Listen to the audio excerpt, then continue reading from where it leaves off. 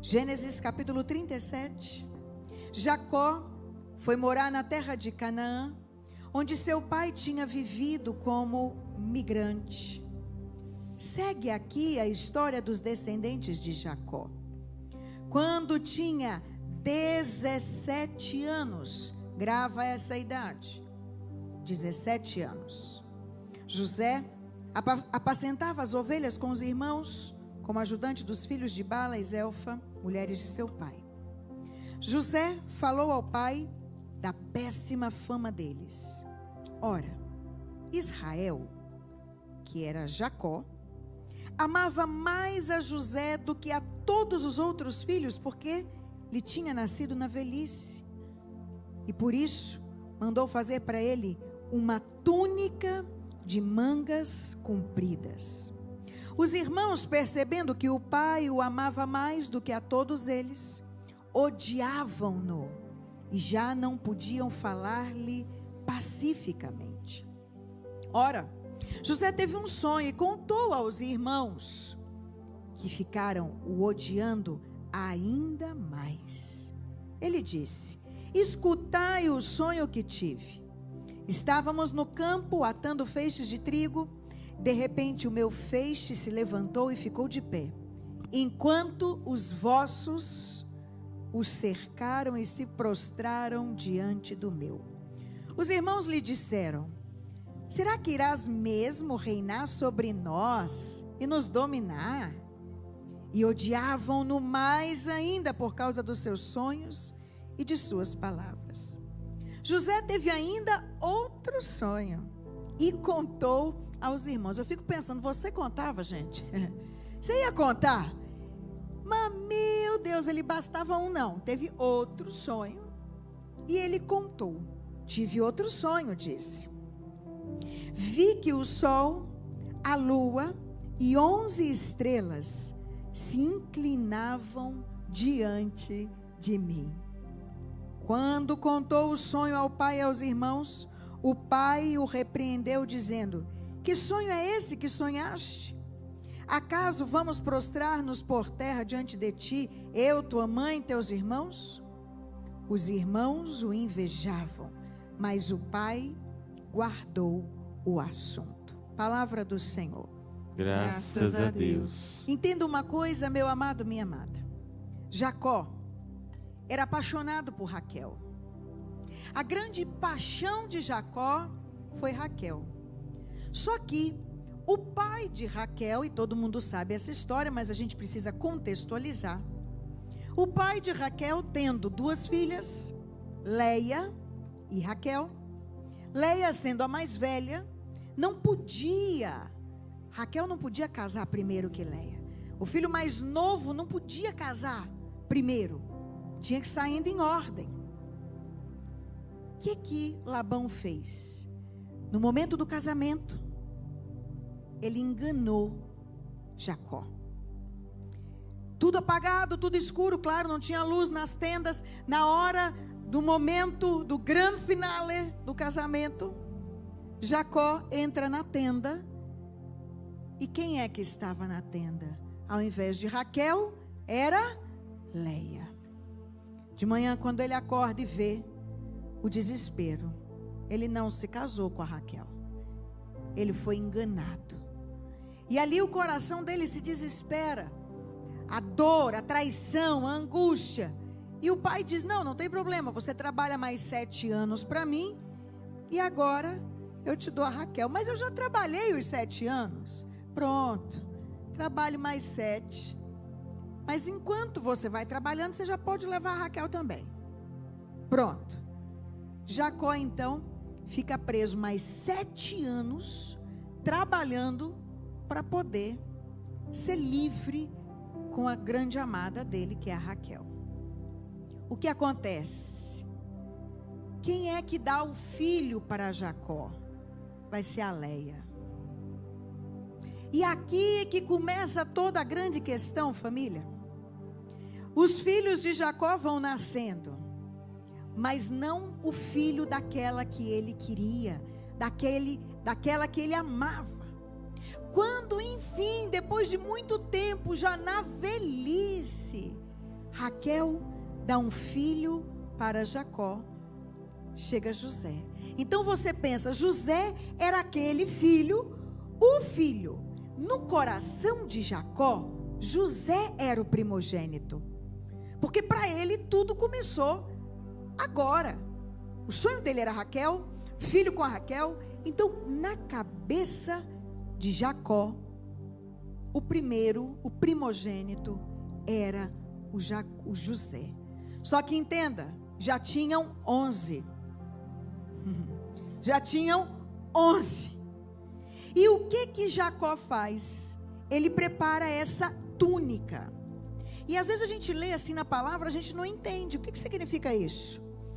Jacó prepara uma túnica de manga comprida. Sabe o que significava receber essa túnica de manga comprida? Significava receber o cajado. Significava dizer, é você o primogênito que vai governar. Então imagine os 11 vendo Jacó recebendo a túnica de manga comprida. Já entendeu o cenário, sim ou não?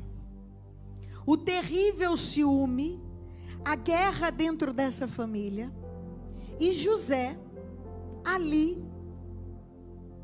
vai viver outra grande crise. Sua mãe engravida de novo, e Jacó fica numa alegria. Vem então Benjamim, só que Raquel morre no parto. Quem vai ficar cuidando de Benjamim? A Leia? Vocês acham? De jeito nenhum. Os outros irmãos, com tanto amor que tem, Benjamim vai ser o próximo odiado.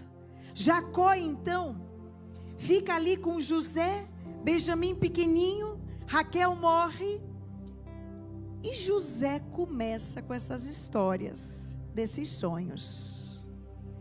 Entenda uma coisa, meu amado, minha amada. Nem todo mundo vai curtir a sua vitória.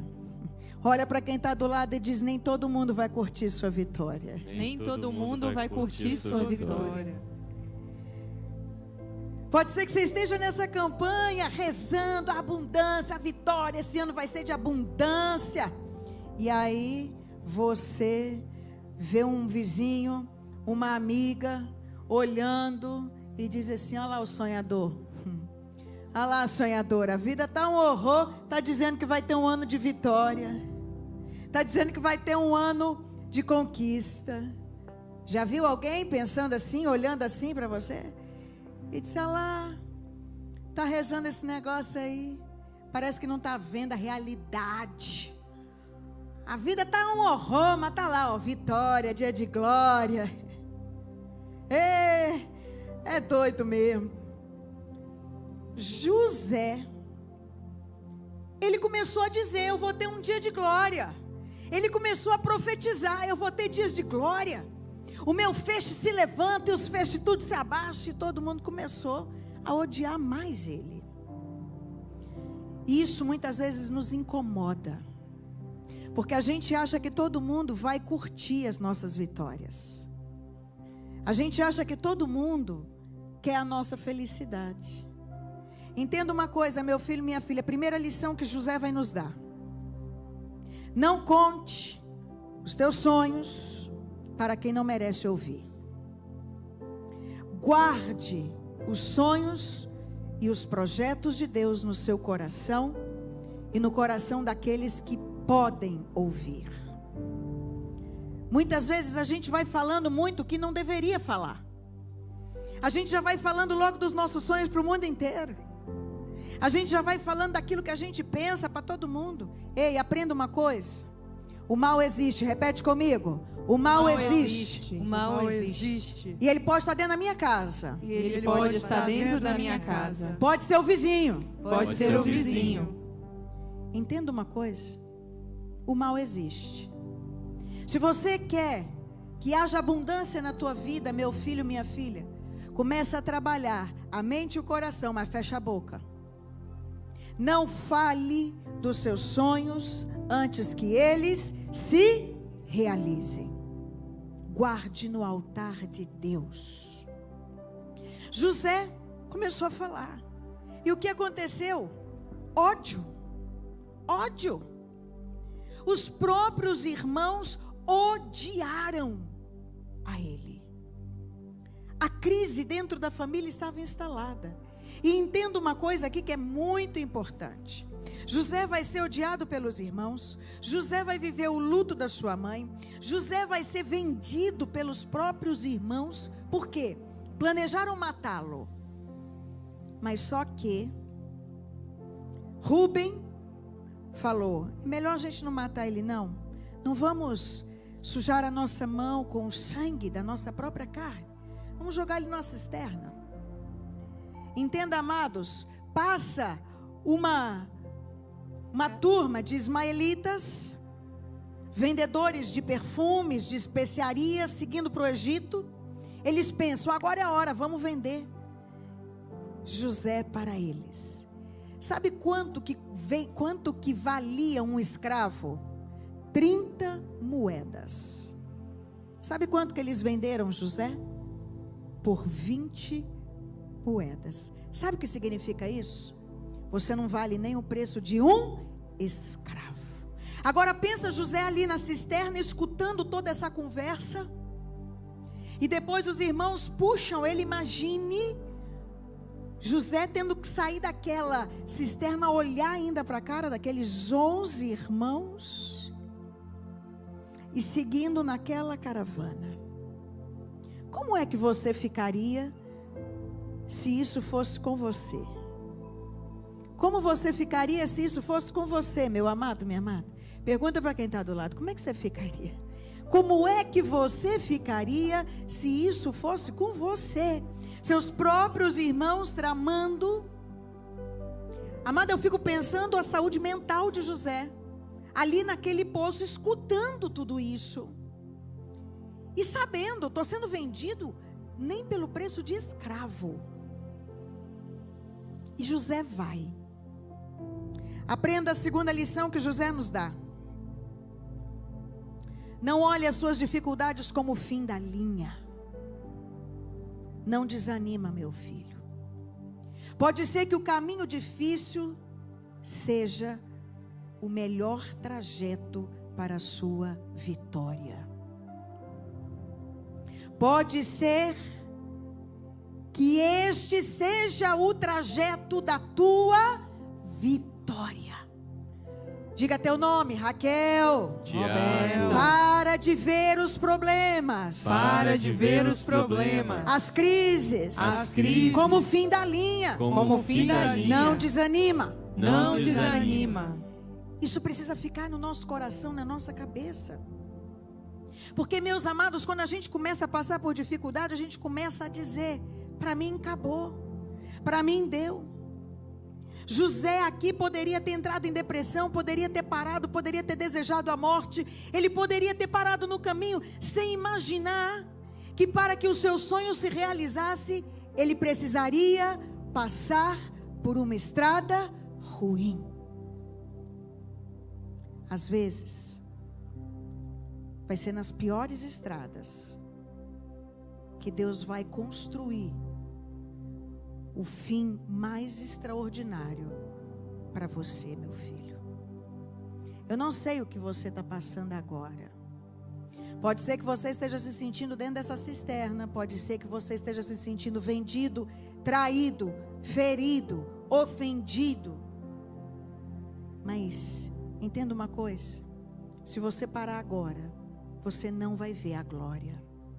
Diz para essa pessoa do seu lado: se você parar agora, você não vai ver a glória. Se você parar agora, você não vai ver a sua Você glória. não vai ver a glória. Se você parar agora, meu filho. Não desanima. Qual é o segundo ensino de José para nós? Não desanima. Raquel, não desanima. Raquel, Não desanima. não desanima. Se você parar agora, você não vai ver o final, não vai ver a glória. E por último, para que haja abundância na tua vida, meu filho, minha filha, entenda uma coisa: um coração ferido é um coração fechado. Um coração ferido é um coração fechado à graça. Deus só pode te abençoar se você não guardar a mágoa no coração. A mágoa fecha a porta para a abundância. Se você tiver algo contra alguém, você não verá a glória.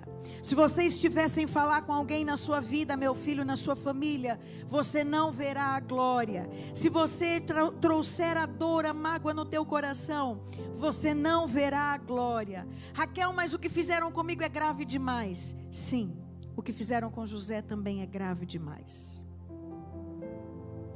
Mas entenda uma coisa: a justiça não pode estar na sua mão e nem na minha.